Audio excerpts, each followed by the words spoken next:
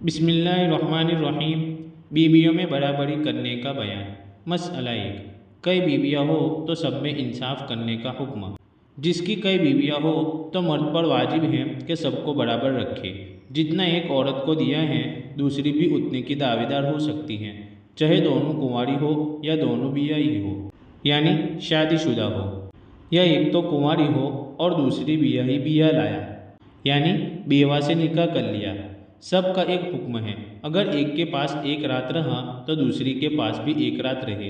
इसके पास 2 या 3 रातें रहा तो उसके पास भी 2 या 3 रातें रहे। जितना माल जेवर कपड़े इसको दिए उतने ही की दूसरी औरत भी दावेदार है। मसला 2। जिसका नया निकाह हुआ और जो पुरानी हो चुकी, दोनों का हक बराबर है, कुछ फर्क नहीं। मसला 3। बराबरी फ़कत रात के रहने में है, दिन के रहने में बराबरी होना ज़रूरी नहीं।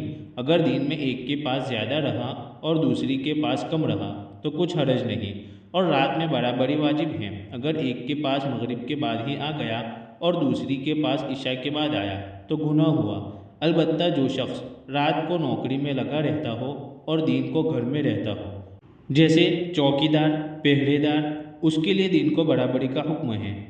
मसला 4। सोहबत करने में बराबरी करना वाजिब नहीं।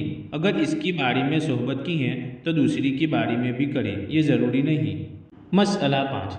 बीमारी में बराबरी का हुक्म। मर्द चाहे बीमार हो चाहे तंदुरुस्त, बहरहाल रहने में बराबरी करे। मसला 6। मोहब्बत में बराबरी का हुक्म। एक औरत से ज़्यादा मोहब्बत है और दूसरी से कम तो इसमें कुछ गुनाह नहीं, चूँकि दिल अपने इख्तियार में नहीं होता।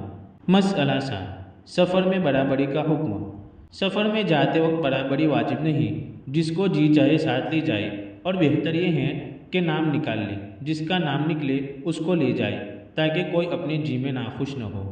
यानी आसान तरीका इसका ये है कि 2 कागज़ के बराबर के पर्चों पर दोनों बीवियों के नाम लिखकर दोनों की एक तरह की गोलियां बना ले और एक छोटे बच्चे को बुलाकर उसके सामने दोनों गोलियां रख दे और उससे कहे कि इनमें से एक उठा ले, उसमें से जिसका नाम हो उसी को साथ ले जावे।